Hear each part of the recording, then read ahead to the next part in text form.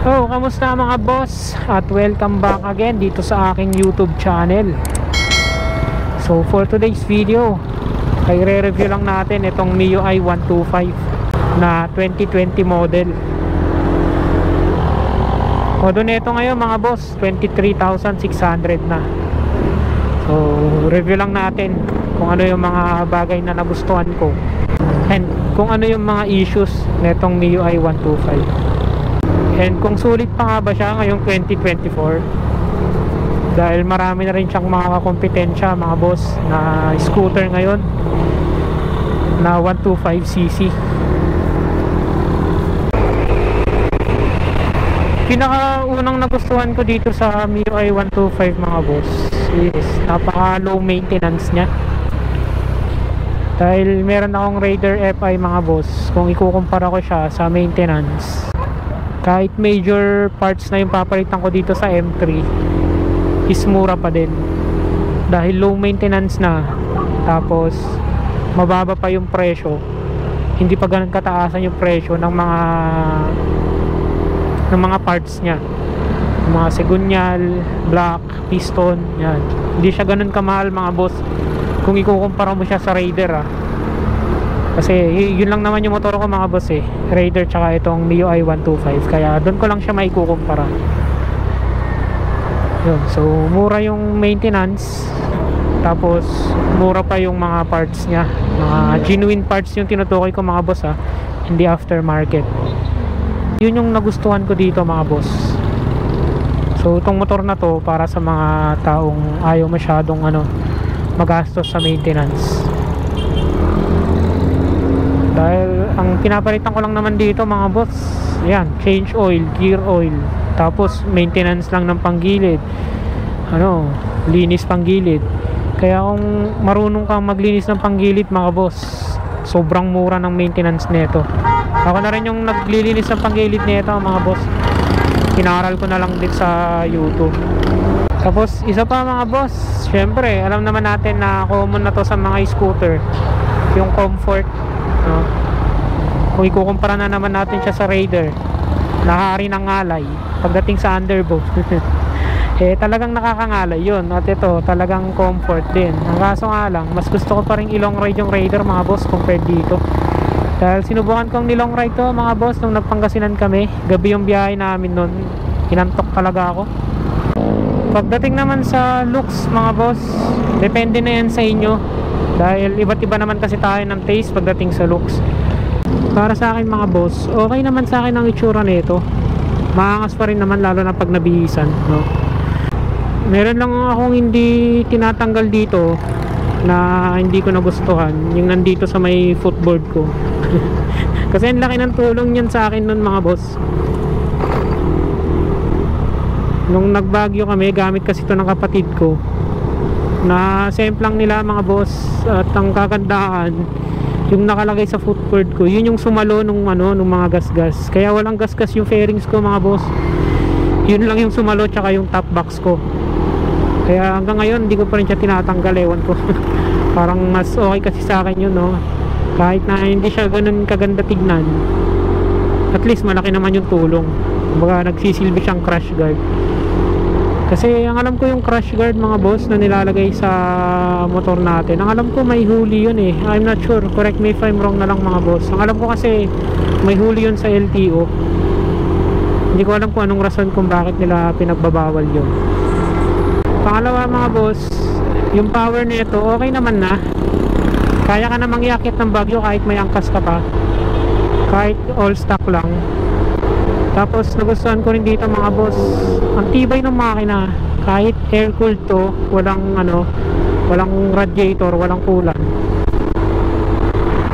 Binira-bira ko to nung bumiyahe kami ng Pangasinan. Okay naman mga boss, nasagad-sagad pa. Gabi kami bumiyahe nun, kaya sobrang walang ka-traffic. Kaya bira lang kami ng bira. Okay naman mga boss, wala namang naging issue. So ayan mga boss, so ito yung M3 natin. So pasensya na, medyo madumi na kasi ayan, nag-uulan ngayon dahil sa bagyong Karina. Nakakatamad naman mag car wash. Ang balita pa ata, mag-u-turn ata ulit yung Carina. So ayun yung mga nagustuhan ko sa sa M3. Ngayon madako naman tayo sa issue mga boss. So una is tong headlight nya. Mahina tong headlight mga boss. And common issue naman na yun ng ibang ibang rider, ibang motor. Issue na yung yung headlight nya na mahina. So try ko na lang palitan ng ng LED. Dahil yun naman yung paraan ng iba para ma-solve. So pangalawa mga boss, ito tong tapaludo. Madali siyang masira. Pero meron namang nabibili online na bracket dito sa ilalim para mas tumibay. So order na lang din ako ng ganun mga boss. Pero ang tagal na nito. Yung stock pa nito yan, kaya yan. Okay pa naman. Ganyan, magalaw lang. Pero bilang na natin, baka lumala. Yun kasi yung issue na napapansin ko sa iba. Masyadong maalog at maingay. So, ang isa pang issue na ito mga boss, na alam na rin ng lahat, is yung pagbabawas niya ng langis. So, para sa akin mga boss, parang hindi naman yun ganun ka-major issue. Saka lang siya magiging major issue mga boss kung siga ka. Kung ikaw yung sigamit lang ng motor, walang maintenance, So yun lang naman yung napansin kong magiging major issue ng pagbabawas niya ng langis mga boss, kapag hindi ka ganun nagme-maintenance, especially yung pag-check ng langis.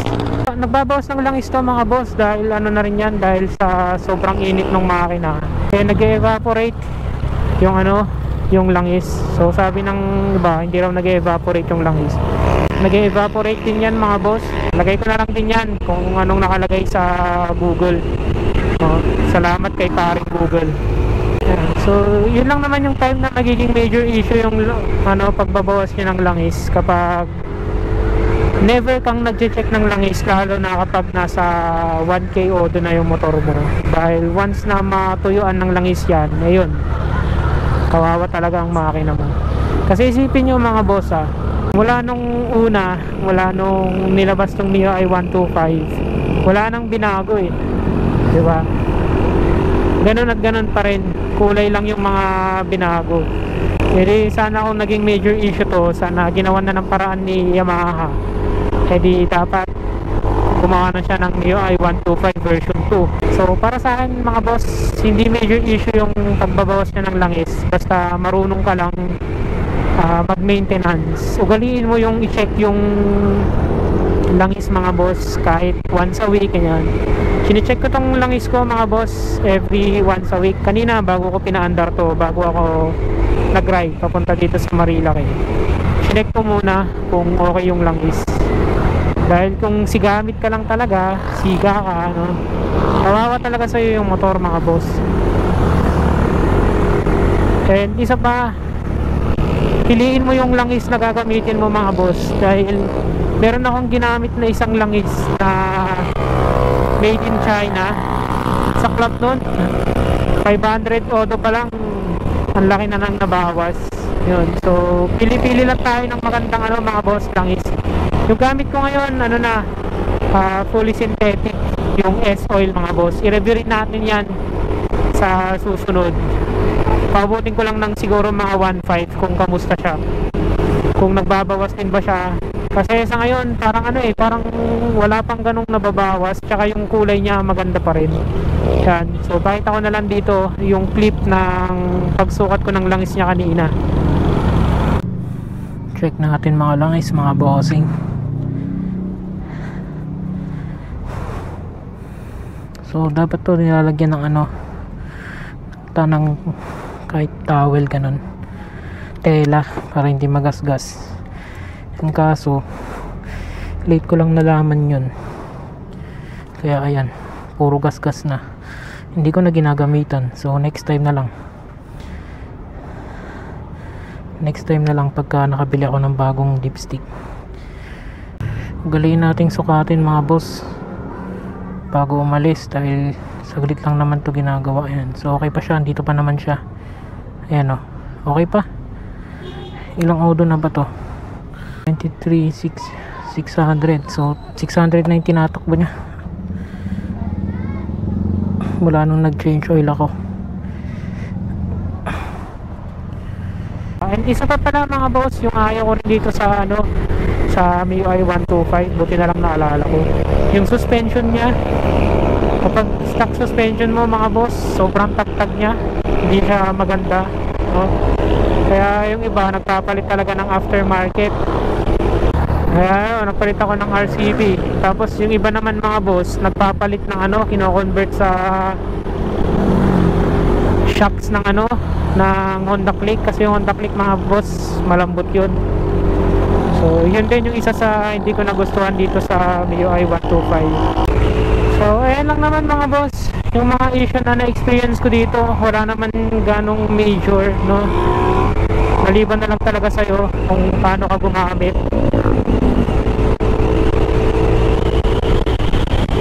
Ang pinaka nagustuhan ko lang talaga dito is yung ano, pagka low maintenance niya, saka yung presyo ng mga genuine parts niya.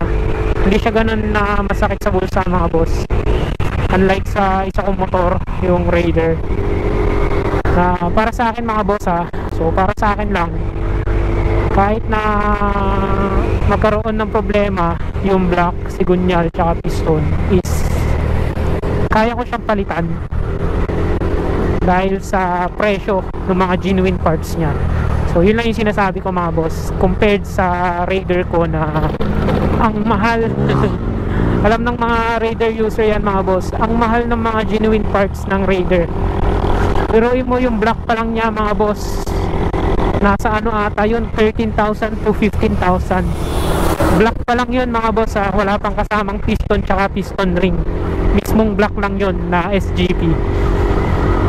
Kaya ko nasabi na mura yung mga genuine parts nito, dahil kinumpara ko siya sa aking Raider. Pero ewan ko sa ibang ano, sa ibang motor like Honda Click, hindi ko rin alam kung kamusta yung presyo ng mga genuine parts nun. So ayun lang mga boss, ayun lang naman yung masasabi ko dito sa MIUI 125 ito. So same lang ba tayo ng na-experience? Kaya sa mga MIUI 125 user dyan mga boss, comment down below naman kung ano yung mga issues na na-experience nyo, kung meron bang mga major issue, no? So para sa akin ngayong 2024, okay pa, sulit pa rin to mga boss, lalo na kung nagagandahan ka sa itsura nito. Once again, gaya ng sabi ko, pagdating sa looks ng motor, nakadepende talaga yan sa ano, sa may-ari, no?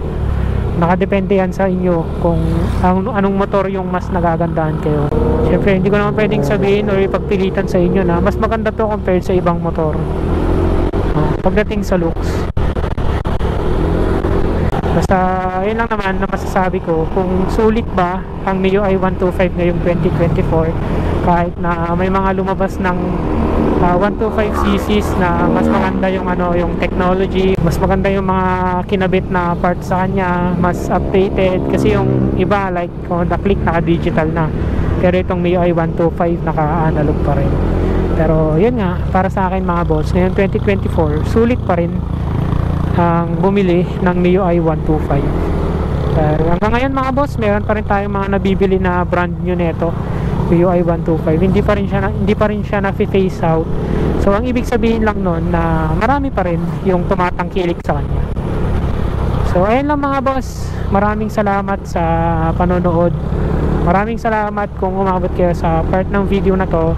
At kung nagustuhan nyo tong video na to mga boss, sana huwag nyong kalimutang mag-like, mag-comment, at pa-subscribe na rin dito sa aking YouTube channel. So hanggang sa muli, peace out.